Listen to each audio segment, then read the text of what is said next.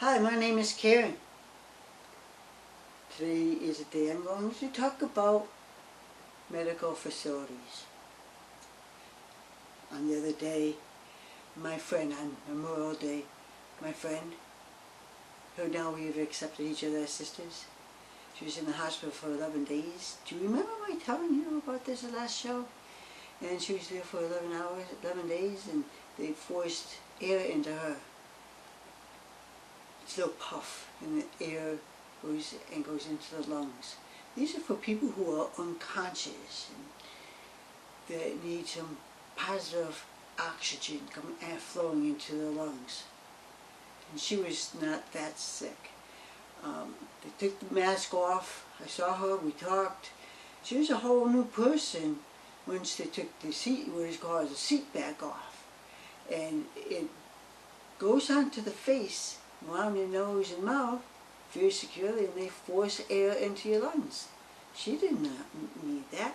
She was trying to get better, and it just made her sicker, and they wouldn't listen to her. And most often, quite often, she has the CPAC on. I came in on Memorial Day to visit her, and they took the CPAC off. She was like a totally different person. The jaundice separated. No more jaundice. Conscious, a little oriented, coherent, speaking. She was much, much better than that machine. And the man said, the doctor said, well, you were a difficult patient. What does that tell you? He was deliberately using medical equipment to cause harm to her and make her feel bad and make her feel sick. That was, in my eyes, torture. I know it's a strong, powerful word. That's the only way I can describe it. She's coherent, she's fine, talking to me. He believes she was quickly to death. I was going to send her to hospice. She doesn't need that. She was fine like you and me. So anyway, so I yelled at him. And then the next day she went to a local rehab center that she really likes. They treated her really well. There was a concern. I was sitting with her, and one day I went up there to visit her. She wasn't there. They took her to a different location. They took her to a rehab center. And the worst thing yet, they wouldn't tell me where she went. I really expressed myself. I told them a little bit more about the past. And I would like to have been there on that day so I could follow her to a new location. They wouldn't give her a location, and they were ready not to give me her clothing to bring to her. And I was there early in the week, and I didn't be sure to put the person's name. If you need help with something, ask loved one to be put on the list that they could take her medication, or not really medication, but her clothes and the shoes. You could take them to where she is. And this administrator said, okay, go ahead and take her clothes, that's fine. So I went ahead, took the clothes, I found where she was, went to visit her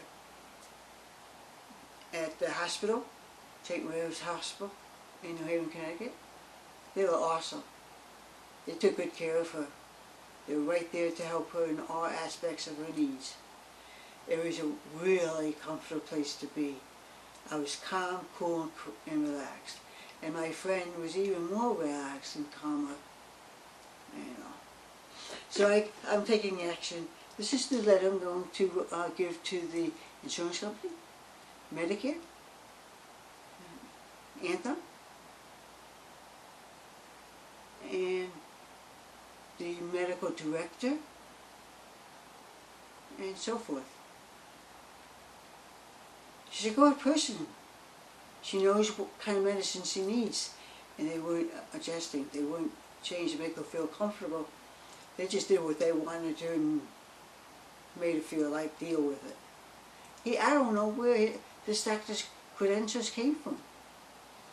I think there should be an investigation in this, because in my terms, the way they were treating her, it's a harsh word, they call it torture. Inappropriate medical treatment. And he did that to her because she was difficult in other locations. She stood up for her rights. She takes good care of herself. Work with her. Here's a letter. I was involved with medicine for 10 years. I worked for St. Mary's Hospital for many years. I was employed by Camping Ambulance Company. I was a paramedic, and I am familiar with emergency medicine and comfort care for my patients. I'm knowledgeable in medicine, and I am an exercise physiologist. The incident took place at St. Mary's Hospital and occurred on Memorial Day, Monday. The patient was Mrs. Jean Fox. Continued medical care for multiple medical conditions, and yet she is deaf. She's far from death. There were 2 physicians who came to her side, and at separate times of that day, they were there to evaluate her medical condition. Mrs. Fox's condition includes poor lung function and poor weak heart condition. The physician ordered a blood test, and it was determined her CO2 and her O2 levels were okay. They took the mask off so I could talk to her. She told me how they were using this medical device all 11 days she was at the house. We got her transferred to a rehab center where she likes, and they take good care of her, and they did take good care of her.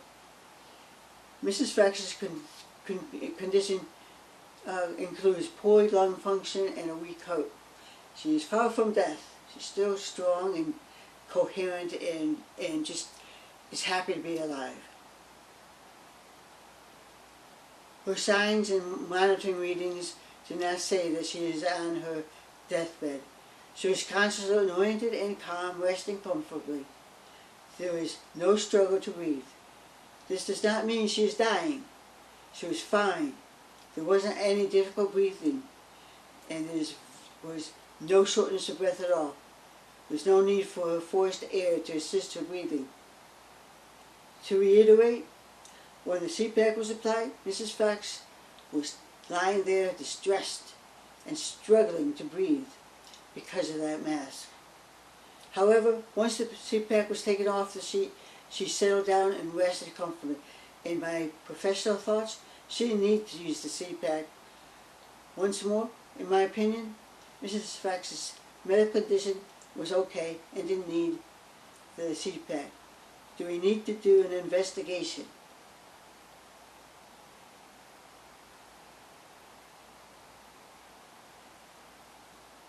And that's when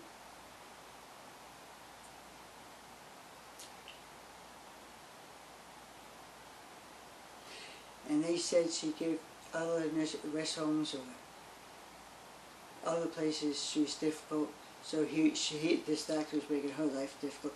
Teach her a lesson how to be nice to us medical people. She was only sticking up for herself. She had no advocate, so they could do whatever they want. How many other patients are suffering like this? So, tomorrow I'll send my letters out to medical people, and there will be eventually people, medical personnel, who will create a team, and they would investigate and monitor all happenings in the hospitals and rehab centers. We gotta make sure our seniors and people who are ill are in good condition and are treated well with the appropriate medical condition. There will be some punishment if we should die. Where is the credentials? So this group, medical group, is going to check all of that and watch people interact at the rehab center or the hospital. We'll work with the hospital on that. But there needs to be some regulations in the medical field and all other places. How many?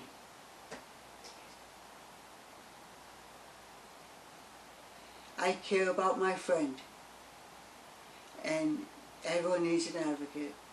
People, don't be afraid. Don't be afraid to speak up and write letters.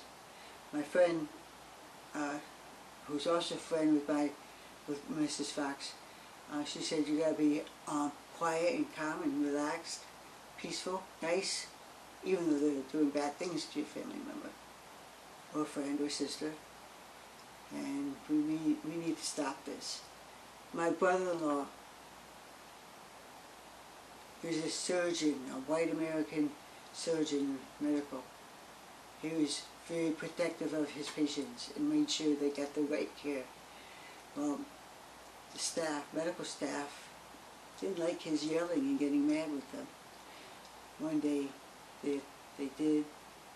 Remember, he's American white male, a doctor, a surgeon. They tried to kill him. Didn't work, but he couldn't practice anymore. So, I think we need to follow through with creating a meeting, a program where the doctors and nurses and all others can do what they need to do to keep their patients safe. And if you see something wrong, take note.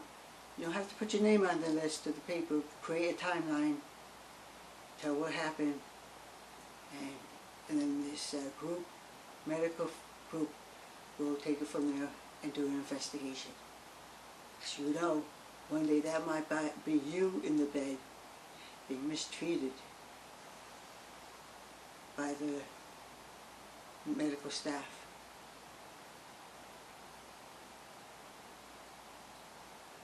President Trump, contact me. I try to contact you. Contact me so we can talk. We need to sit down and talk. I need to talk with you. Let's set a time and day where I could meet with you either in New York or in Miami. We need to talk. Well, that's about all for now. You have a nice day. I pray for everybody. And I hope all differences and happenings get better and stop having people be mistreated medically. Thank you, people. Thank you.